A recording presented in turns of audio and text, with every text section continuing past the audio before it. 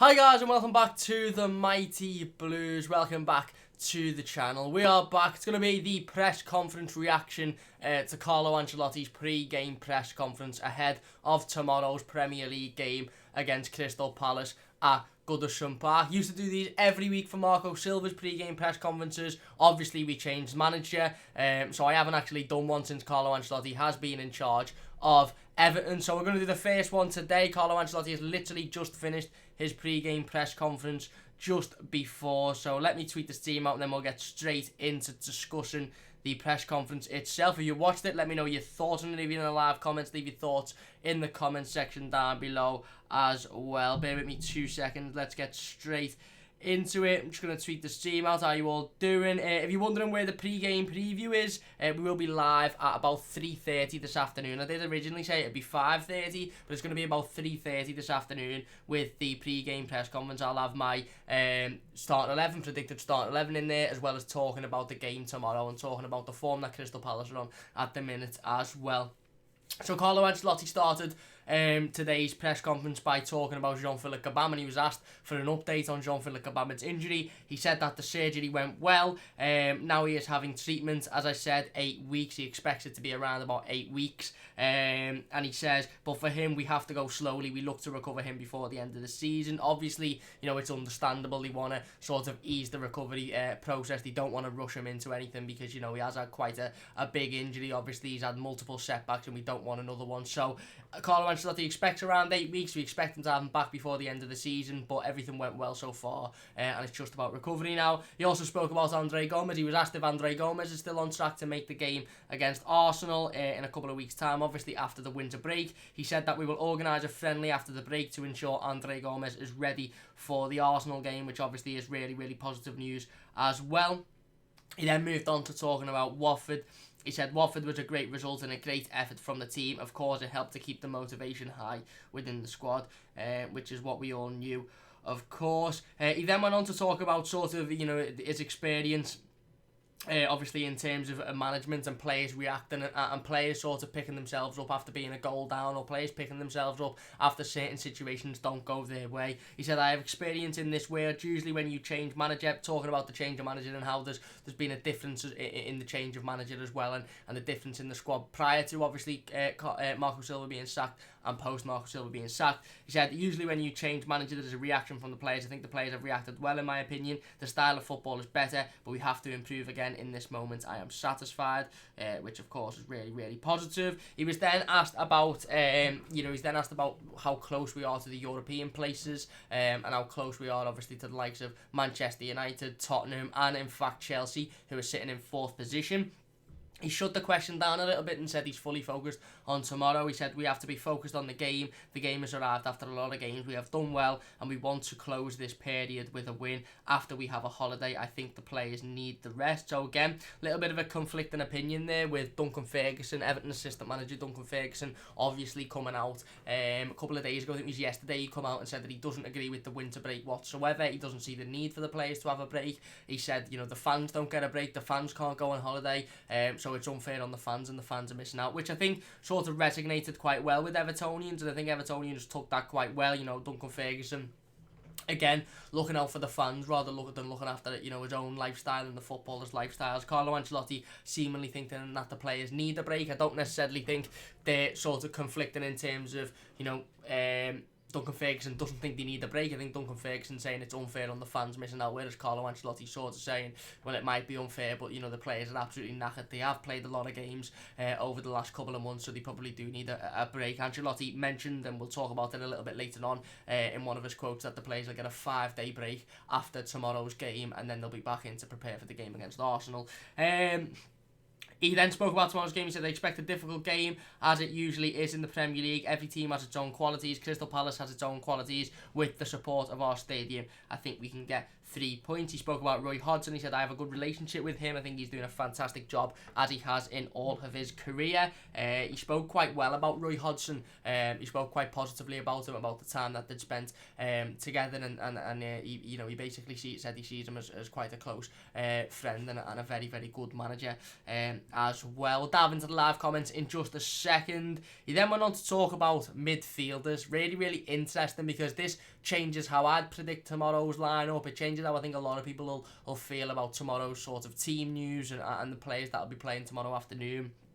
He was asked about how, obviously, Fabian Delph's suspension will affect the team, how Fabian Delph's dismissal in the Watford game is going to affect tomorrow's game. He said, simply, we have 3 midfielders without Delph: Schneiderlin, Sigurdsson and Davis. I can tell you 2 of these will play tomorrow and the other one will be on the bench. And then he had a little bit of a laugh, which, it sort of seems simple, really, but I think, a couple of us might have, or a few of us might have wanted Alex Iwobi to be in the midfield instead, or maybe Mason Holgate pushed up into the midfield. But Carlo Ancelotti confirming there that it's going to be, 2 of either Sigurdsson, Schneiderlin and Davis.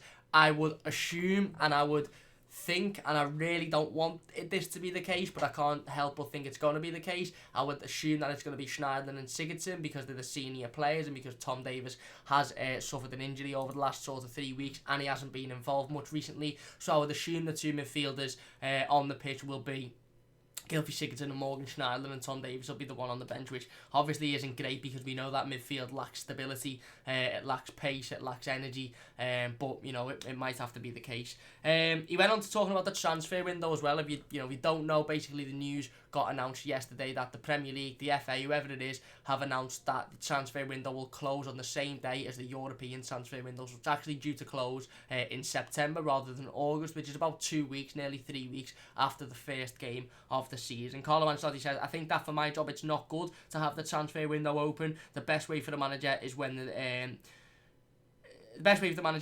the season starts, the transfer window is closed, because you cannot keep players who are not happy to stay. So I think he's basically sort of going on there to talk about the fact that, he's not a fan of the transfer window still being open after the season starts. He likes, like a lot of managers and like a lot of fans, I myself am with Carlo Ancelotti in this, I like the squad to be done and dusted before the first game of the season, so at least going into that first game of the season that is going to be your squad, and that is going to be your set of players that you're with until at least January. Obviously that's not going to be the case from next season. The transfer window will close in September, so it opens room really for players to have a good couple of weeks, a good first 2 games, and then start demanding moves left, right and centre. It opens sort of windows for, I don't know, let's just say for example Richarlison to score, let's say 5 goals in the first 2 games of the next Premier League season, scores an hat-trick on the first day and 2, and then somebody to come in with a mad stupid bid and throw it in at him, and then his head might be shake a little bit. It's just not good. It's not good for the players, it's not good for the manager, it's not good for the squad, and Carlo Ancelotti agrees with that.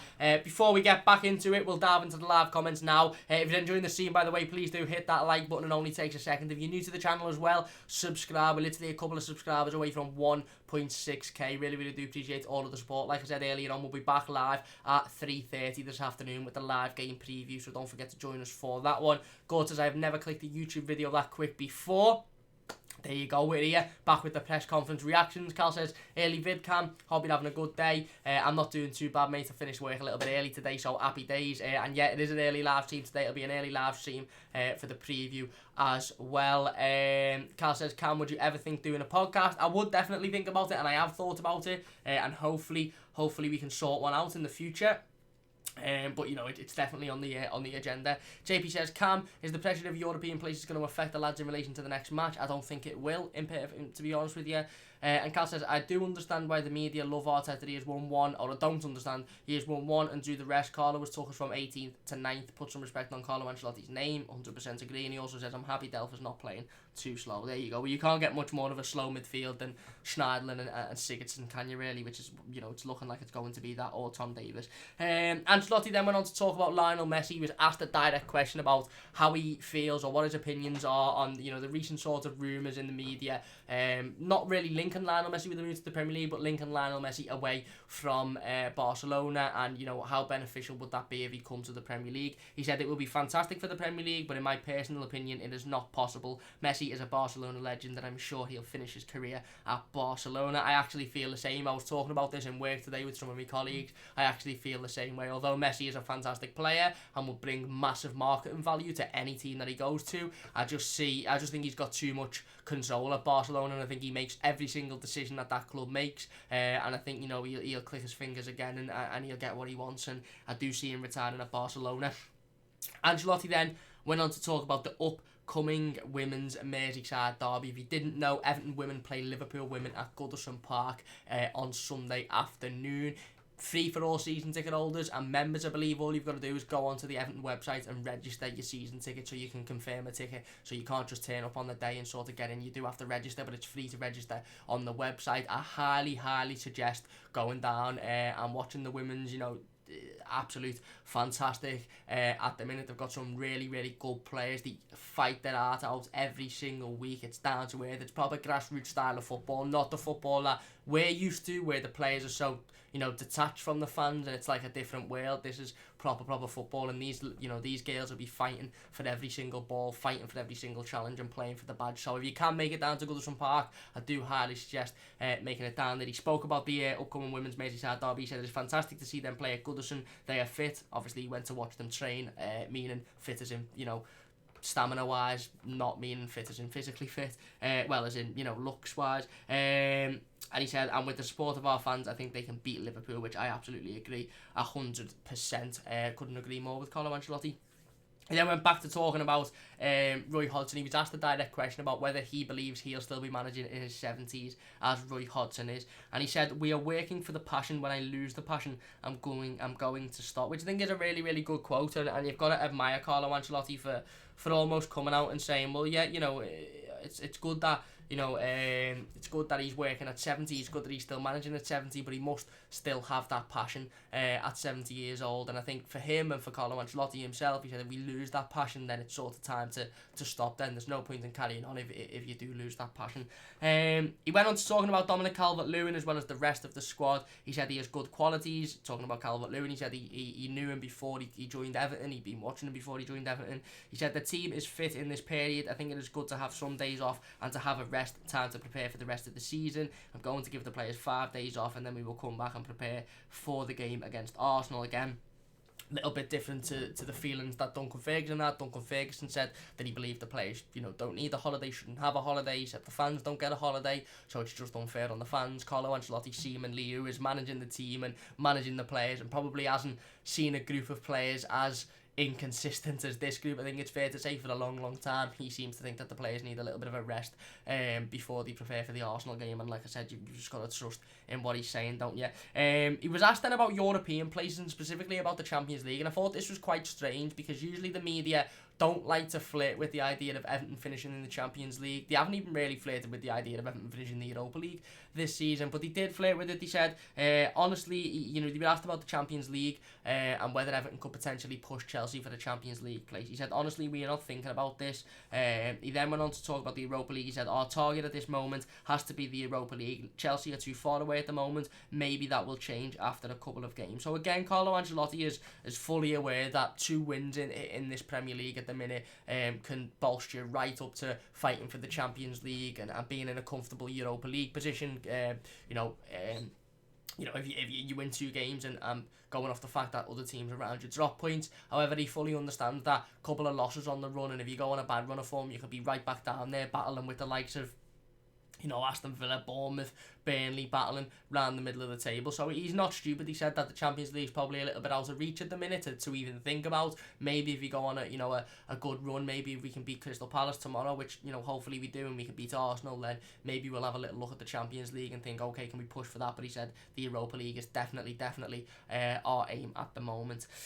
He then went on to talking about the squad itself. He said we have to improve to be more confident in our styles and our ideas. In some parts of the games, it seems that we sometimes are confused. I think he was asked directly about the difference in between obviously the end of the Newcastle game when we seemed to fall to bits and drop 2 points, and the end of the Watford game, which obviously we picked ourselves up and went on to gain 2 points. And again, he basically saying that the team's a little bit inconsistent at the moment, and we play really well at times, but sometimes we don't play well, and we need to sort of find that level, and we need to improve on obviously the things that we're not doing well. He then went on to, I was asked the question about whether the Premier League has changed since he was managing Chelsea, whether it's changed in terms of, style of play, football, atmosphere, etc. He said the atmosphere has not changed. Now the game is more competitive compared to the past, but the atmosphere is still the same, which I think is really, really interesting to hear as well. Nearing the end now, if you're on board, do apologise. I like to do these sort of press conference reactions because it breaks down the press conference. I know a lot of people won't have had time to watch it. I know a lot of people have been busy and work, etc. So I'd like to think I'll break them down and give my opinion, and obviously go through your opinions in the comments. We'll get back into the comments in a second. He was then asked a direct question about Liverpool. Obviously something that's been in the media quite a lot, and something that's been on social media quite a lot over the past 2 weeks, is the idea that Liverpool could potentially win the Premier League at Goodison Park, or beat us at Goodison Park, which would mean that their points total will be too high for Manchester City to reach. I think Manchester City still have to drop more points for that to be the case, but it's been going around social media. I'm going to make a video on it next week, actually, during the during the winter break. I'm going to make a video about why I think every single Evertonian that has the opportunity to go to this game, whether you've got a season ticket or you can buy a ticket, should absolutely be at Goodison Park, and how we can make it an absolute horrible afternoon for them, even if they have got a chance of winning the league. But he was asked about this. He said, I think Liverpool are going to win the league, but I hope not at Goodison Park. Why not in any other stadium, not at Goodison Park? So there you go. Nice to see, and he's being realistic there, and he's not coming out and he's not saying, Liverpool aren't going to win it, or hopefully they don't win it. We all know, don't we? We hate them as much as I hate them as much as Gort. I hate them as much as Cal, JP. Gort, Cal, and JP hate them as much as me. But we all know the inevitable is going to happen. They've already won it. They've had this league won for months and months. So for Carlo Ancelotti to come out and said, yes, they're going to win the league, but it's not going to be at Goodison Park. Why not anywhere else? It just shows the type of mentality that him and the squad are going into this game. They're not going in with the defeatist mentality of Liverpool have already won the league, so what's the point? And that's the sort of mentality that we as fans had. Like I said, I'm going to do a video. I'm not going to do a live stream. I'm going to do a video during the winter break, when I sit down and I talk about it in depth, because I really, really think we need to turn up, sell out Goodison Park, and make it an absolute horrible afternoon for them. Because the last time we done that last season, they absolutely shit themselves. Last season, the Merseyside derby at Goodison Park, it was sort of a turning point in our form. We then went on to beat the likes of Man United, Chelsea, Arsenal consecutively. We got a good win against Newcastle. Not Newcastle, we got a good win against West Ham. And that Merseyside derby, the atmosphere was brilliant. Every single fan was, screaming, shouting on your toes, because we knew at that point it was possible for them to win the league last season as well. And we took the points off them, which inevitably stopped them from winning the league. And they hated it. Their fans were quiet. Their fans were embarrassing. Their team felt a bit, all because we turned up in the masses and we shocked them. And that's exactly what we need to do in this Merseyside derby as well. At the end of the day, it's not about Liverpool. It's about Everton. Everton are strongly challenging for Europe. And by the Merseyside derby, we could comfortably be sitting in a Europa League place, pushing on to challenge for that Champions League place. So it's nothing to do with Liverpool. We need to turn up as we would do for a normal game. We need to go at them, and we need to make sure that they know that we're not messing about. And it's good that Carlo Ancelotti's coming out and saying, not at Goodison Park. Basically saying, we're going to go out and we're going to put in the performance to beat them, or to take points off them. And like I said, it's not about Liverpool. It's not about them not winning it at Goodison, or winning it the next week, or winning it the week before. It's about Everton Football Club. Like I said, we'll delve into that a little bit more next week when I do the video, but I just wanted to mention that. Another really, really interesting quote from Carlo Ancelotti, actually the penultimate quote of the afternoon, which I found really, really interesting, was he was asked about character. We spoke about mentality during Monday's review to the Watford game, and how Carlo Ancelotti, we also spoke about it on Wednesday, how Carlo Ancelotti potentially could have changed the mentality surrounding, Everton Football Club, and with the players, and the fact that obviously we all know under Marco Silva we never come back from being a goal down to win a game, and now we all sort of put that down to the mentality of the squad. And he was asked, have you changed the mentality, have you changed the character of this team? He said it's difficult to teach the mentality and character. The aim is to make the player comfortable when they play, and to give them the right ideas and the strong motivation. I am not able to change the character of players, which again, like I said, I think that's really, really interesting. To come out and say, I'm not able to change the character of the players, just shows that this is literally the same group of players, the same characters, the same personalities in the dressing room as that were under Marco Silva. One thing I think he has changed is giving them more confidence, talking to them individually, telling them that they need to do better, and they're good enough to do better. A quote that's come out today and that's been released today is Theo Walcott's been talking about the Watford game, and more specifically his goal against Watford, and he said that prior to the Watford game, Carlo Ancelotti come up to him and said, "You are allowed to score, you know, Theo." And he said he laughed it off, and it sort of gave him that sort of emotion of ease. He felt at ease. He felt comfortable with it. And he said to Carlo Ancelotti, probably messing about, so I thought I'd ask permission first. But Carlo Ancelotti saying to the likes of Theo Walcott, you are allowed to score, putting his arm around Bernard. Bernard's come out over the last week or so and said, "I've got absolutely no problem when he takes me off. Even if he took me off in the first half, I'd have no problem because I know it's benefiting the team." It's just that positive mentality and that positive attitude around the dressing room, and that calmness. Carlo Ancelotti very, very, very clearly brings a calmness, and I think that's why him and sort of Duncan Ferguson work well, because Duncan Ferguson's there to rile them up and to stick a boot up their arse if they need it, like after the Merseyside derby at Anfield in the FA Cup. But there's a massive, massive difference between calmness and not having the sort of, I don't want to sort of go into Marco Silva or disrespect Marco Silva, but not having the pedigree really to manage the egos of the current players in the current squad. Carlo Ancelotti does have the pedigree to manage those egos. So when Carlo Ancelotti's talking to the players and saying them, and he's talking to them individually, he's saying to Theo, "You are allowed to score." He's saying to Bernard, "Listen, if I take you off, it's for the benefit of the team." It's not like where Marco Silva might have said it and they thought, "What's this joker doing? This fella's won nothing in his career. He's only managed mediocre football clubs. What he's doing?" They're listening to Carlo Ancelotti and going, "Actually, you know what? He is right, because he's won it. He's done everything. He's won everything. He's been at the top. He's won the Champions League. He's won the Premier League. This fella's right." And it's that calmness that I think Carlo Ancelotti's trying to get at, which is changing sort of the mentality and changing the how players sort of feel and how players think in the dressing room. And obviously we've seen it work. We've seen it work against Watford, coming back from 2-0 down, 10 men, and winning the game ultimately 3-2, breaking in the last seconds of the game, busting the gut with 10 men down the other end of the pitch to score the winner. Quite clear that Carlo Ancelotti's having that positive effect on the team, and it's interesting to hear him come out and say, "I can't change the character, I can't change the personality, it's difficult to teach and to change the mentality of a player. It's just about the way you approach them and the confidence that you give them, and making them comfortable in playing." It was very, very clear that under Marco Silva and under multiple previous managers in the past, the Everton players, the Everton squad, this current squad, the squad prior to this current squad, weren't comfortable in playing and weren't comfortable at the club, whereas it now seems the players are comfortable, and I think that's a big, big thing. He then went on to talk about the Newcastle game and the Watford game. He said, "We were unlucky to win.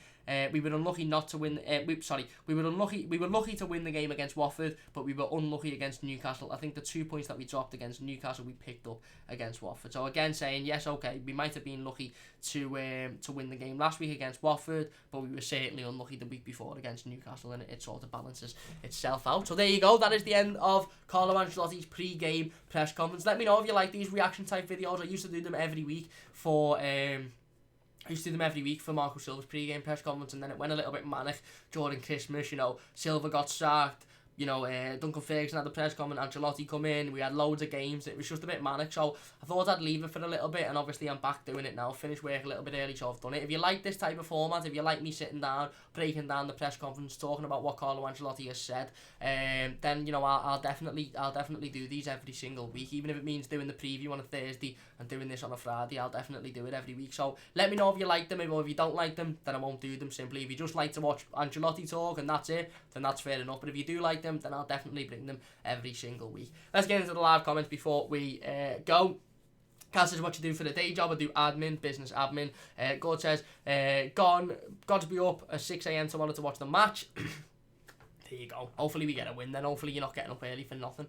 JB says, "Can Messi could link up with Mina, Gomez and Dean?" Yeah, what a dream that'd be, but it's not going to happen, is it? Carl says, "When Andre Gomez comes back, Europe is guaranteed. On my Everton career, I bought Van der Beek, Decore, Grealish and Otamendi." I really, really like Decore, Van der Beek and Grealish. I'm not too fussed on Otamendi.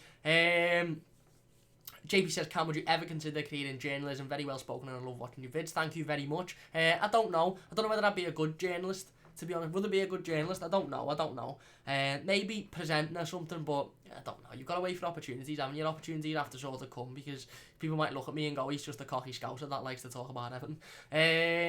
Carl says, "It's happening. See City fans celebrate it for the day." Liverpool celebrated for decades, exactly. He also says Carlo and Dunker's a great partnership, it is. Hernandez says, love Carlo's honesty. It's great to watch press conferences and get straight answers as opposed to the genetic bullshit answers that Silva used to give. I couldn't agree more, mate. Wayne says, number one at work, everybody's sick today, like me. No one at work, everybody's sick today, like me. I just took some holidays, mate, I'm okay. Cal says, great video, mate, thank you very much, Cal. John says, hey Cam, sorry, just logged on, missed the conference. No problem at all, John. We will be finishing the stream in a second, but it'll go live on the channel so you can watch the reaction or the breakdown, whatever you want to call it, in about 20 minutes when it goes live on the channel. Gorta says, I like them because your opinions on the press conference. Thank you very mumuch, really appreciate that. Dotsby says, it's great Carlo manages to take a light-hearted spin on Theo's pretty poor run of form. Exactly, and that light-hearted spin, that light-hearted conversation, that little joke, then, you know, at the end of the day, you could say it was a fluke or a coincidence, but Theo Walcott went on and scored the winner against Watford. So, you know, for me, it seems that light-hearted, you know, sort of calm manner is working on the team. Hernandez says, also, it has to boost to have a personality like Ancelotti, put his arm around you and tell you he believes in you. Spot on, couldn't agree more. And Carlo says, Ancelotti has tasted tough defeat, Silva, never been to the top. Carlo has, exactly, Champions League finals, etc. Multiple cup finals. Very, very rare that you'll have a manager that's tasted defeat and victory in that competition, the Champions League. So it's great that he's on board. And we just have a good weekend, Blues. Enjoy the game. Thank you very much. That's going to do it for the first live stream of today. If you have enjoyed, please do hit that like button. It only takes a second. We're only a couple of subscribers away from 1,600 as well. So if you haven't already, please do subscribe. We'll be back in about an hour's time, about 3:30, for the pre-game, not the pre-game press conference, for the live pre-game preview for the upcoming Premier League fixture, Everton versus Crystal Palace tomorrow at Goodison Park. So join us at about 3:30 PM for that one. We'll be giving my predicted start 11, which I think we know the midfield that it's going to include now. And we'll be talking about Palace's recent form and the game in great detail as well. So don't forget to join us for that. Big thanks for joining us for the pre-game press conference. Like I said, let me know if you enjoyed these videos in the comment section down below, and I'll be sure to bring them every week. And don't forget to join us in about an hour's time if you're not doing anything for the pre-game preview. We'll have my predicted starting 11 as well as everything else. Big thanks for watching. Please leave a like if you have enjoyed and subscribe if you're new. I'll see you soon on the Mighty Blues.